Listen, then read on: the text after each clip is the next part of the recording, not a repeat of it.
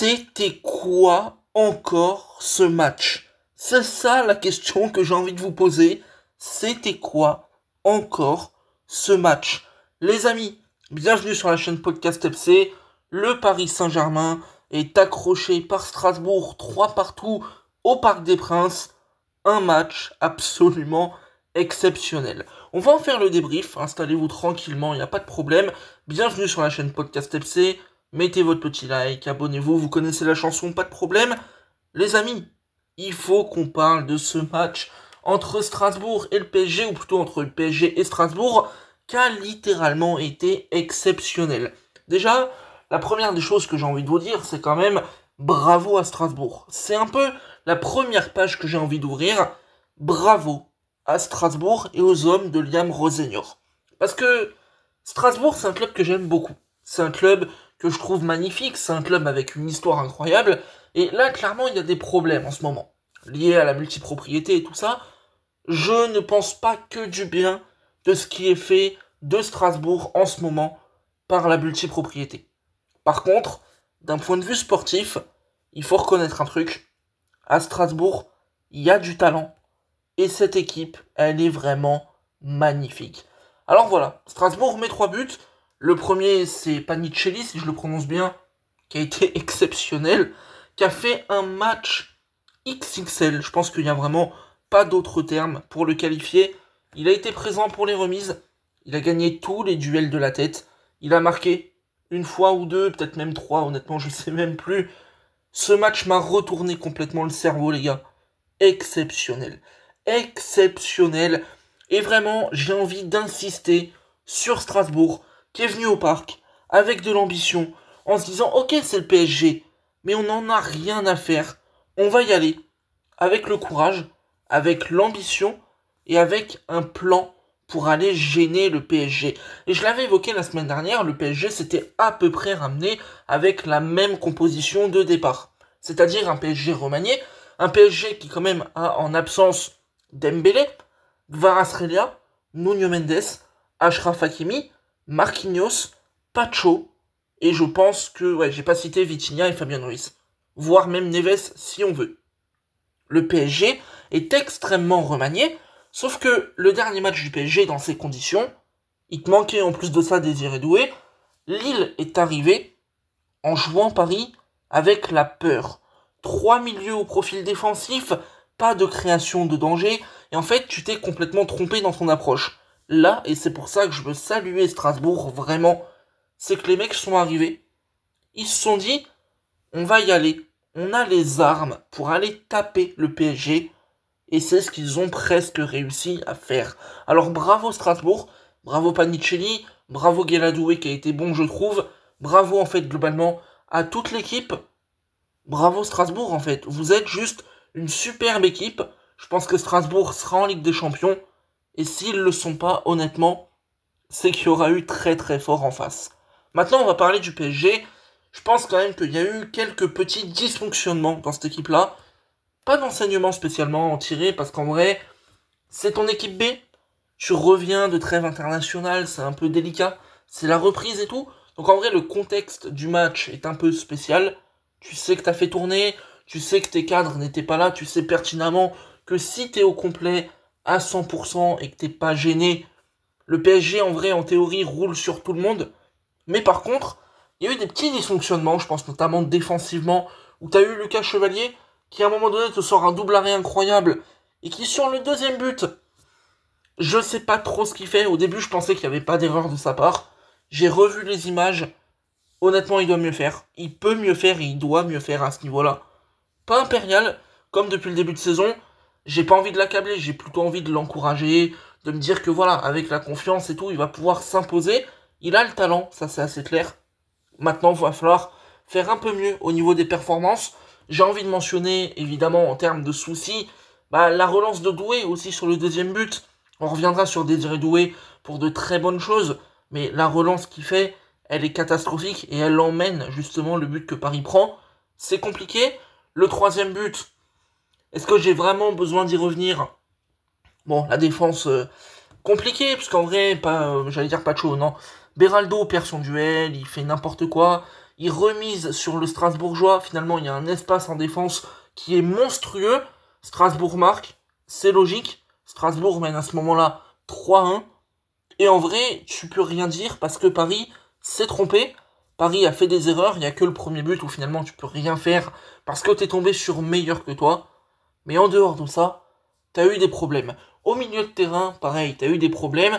Je voudrais souligner le très bon match de Zahir Emery, le très bon match, évidemment, de Désiré Doué, mais t'as quand même eu des problèmes. Parce qu'au milieu, t'avais pas suffisamment d'impact pour t'imposer, et finalement, Strasbourg arrivait, te mettait des vagues, te mettait des vagues, te mettait des vagues, et finalement, Paris, défensivement, a quand même pas mal souffert, même si ils n'ont pas été finalement tant en danger que ça, entre guillemets, par rapport à ce qu'ils ont réellement concédé.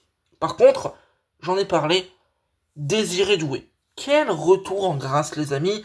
Ça fait plaisir parce qu'en vrai, on connaît le talent de Désiré Doué, on connaît le profil, on sait ce qu'il peut apporter au PSG. Et là, ce soir, on a vu typiquement la différence entre ce que le PSG avait ce soir et ce que Paris n'avait pas contre Lille. C'est-à-dire un joueur très technique, créatif, qui va te créer des différences et du décalage. Et ça a été exceptionnel. Désiré Doué a été magnifique dans ce rôle-là. Il a vraiment très bien joué. Certes, il y a son erreur. Certes, il y a des petits moments dans le match où il a eu des petites baisses. Mais globalement, son match est bon. Sincèrement, il faut le souligner. Il faut aussi souligner Warren Zahir Emery. Parce que je le sais, et moi le premier, on a été critique. Il y a des gens qui lui sont tombés dessus par rapport à son niveau de perf et tout. Je dis pas que c'était pas justifié. Parce que quand tu es moins bon, il faut s'attendre à ce que tu sois critiqué. C'est normal, c'est le jeu. Mais quand t'es bon, il faut le dire, il faut le reconnaître. Et là, clairement, Zahir Emery, depuis quelques temps, il commence à bien revenir. Les espoirs lui ont peut-être fait du bien. Techniquement, il est correct. Physiquement, il est au niveau. Il te fait des percées incroyables. Il est sur tous les ballons pour aller les récupérer. Il arrive offensivement même à se projeter pour aller créer du danger. Sincèrement, Warren, j'ai envie de t'applaudir et de te saluer. Ensuite, on a eu en vrai, je dirais, le bon match encore une fois de Lucas Hernandez. C'était pas son meilleur match de la saison, mais en fait, je le cite pas forcément pour sa prestation du soir, mais plutôt pour les prestations globales. Parce qu'on a parlé de certains joueurs qui étaient moins bons, des mecs même la saison passée où c'était compliqué. Hernandez était dans ce lot-là. Hernandez était vraiment dans cette liste de joueurs où on se posait des questions sur le niveau, physiquement, mentalement, comment ça se passait. Est-ce que réellement ces mecs-là ont un avenir au PSG? Mais en vrai, là, Lucas Hernandez, il est en train de nous prendre.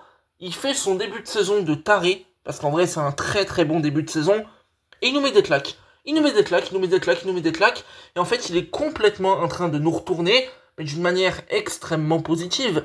C'est que le gars arrive, il est déterminé, il est appliqué, concentré, performant. Et quand je dis qu'il est performant, c'est qu'il défend bien. Offensivement, c'est correct, on sait que c'est un profil surtout défensif, mais dans l'impact, dans le duel, dans l'envie en fait finalement, dans la hargne, la combativité, j'ai pas vu ce Lucas Hernandez depuis très longtemps, et honnêtement, en dehors peut-être d'un match ou deux, je l'avais pas vu au PSG ce mec-là. Je le connaissais ailleurs, au Bayern, à l'Atlético, en équipe de France, ce que vous voulez, mais au PSG, je n'avais pas eu cette version de Lucas Hernandez, et je tiens à le dire, merci. Parce que ça fait plaisir, et quand tu te dis au PSG quand même que t'as un côté gauche, soit tu mets Nuno Mendes, soit tu mets Lucas Hernandez à ce niveau-là, bah franchement, c'est tout simplement exceptionnel. Bravo aussi à Mayulu qui a fait un bon match, Ibrahim Mbaye que j'ai trouvé relativement intéressant, notamment dans un rôle où il a beaucoup récupéré de ballons, beaucoup gratté. Offensivement, ça a été peut-être un peu compliqué en première quand il était à droite. On le sent et on le sait maintenant, il est meilleur à gauche. Ça maintenant, il n'y a plus trop de débat je pense. Par contre, dans la récupération du ballon, il a été là. Il a répondu présent, il a vraiment fait le boulot. Je tiens à saluer aussi un monsieur, un jeune Titi les amis. Rendez-vous compte de l'histoire. Le mec, il y a un mois, il n'était pas connu, en tout cas par le grand public. Il était chez les U19, il claquait des triplés en Youth League. Là, le gars, il arrive, en un mois, il enchaîne. Premier groupe, première rentrée, une demi-heure contre Auxerre. Il arrive, deuxième match, il joue et il rentre contre le Barça en Ligue des Champions. Troisième match, titulaire, à Lille, à l'extérieur. Et là, il rentre. Je sais plus combien de temps il joue. Et honnêtement, Quentin Djantou, les amis, très très très très belle entrée une fois de plus. En fait, ce que j'aime beaucoup chez ce gars, on pourra peut-être en faire une vidéo, je sais pas du tout, mais c'est qu'il est très jeune. Il a 17-18 ans. Il vient d'arriver chez les pros. En fait, t'as l'impression qu'il est là depuis 15 ans, le gars. T'as l'impression que le mec est acclimaté au PSG depuis 10 piges, 15 piges, qu'il a toujours été là, qu'il s'est toujours fondé dans ce collectif. T'as l'impression que c'est un taulier. Et ça, c'est juste ouf de se dire qu'un mec aussi jeune, en âge, aussi jeune et aussi inexpérimenté en termes footballistiques, c'est juste dingue qu'il arrive à être techniquement à ce niveau, tactiquement à ce niveau, à mettre autant de débauche d'énergie et à être aussi intelligent. Et ce que je voudrais saluer avec Quentin Djantou, vraiment bravo pour les prestations, bravo pour tout ce que tu apportes, c'est quand même et surtout l'initiative. Parce que des jeunes performants, on peut en avoir. Des jeunes qui ont du talent, on peut en avoir, bien sûr. Mais quand t'as un mec qui est jeune, talentueux, performant, et qui, en prime, arrive à prendre des responsabilités, à se porter volontaire, à tenter d'aller toujours vers l'avant, de faire le dribble, de tenter de loin, comme il l'a fait ce soir, comme il l'a fait même sur la pelouse du Barça, comme il l'a fait contre Auxerre, j'ai juste envie de dire bravo. Bravo. Sincèrement, je crois que le PSG tient un véritable joyau. Et à titre personnel, je dois le dire, je suis un peu tombé amoureux du joueur qui est Quentin Djantou. Parce que là, franchement, il m'impressionne. Il a toutes les qualités requises pour le très très haut niveau. Et c'est juste exceptionnel. Je voudrais terminer avec une petite page sur Gonzalo Ramos. Bon, je pense que vous connaissez à connaître un peu ce que je vais dire. Encore une titularisation, encore inutile. Alors évidemment, il a marqué le penalty, tout ça, ce que vous voulez.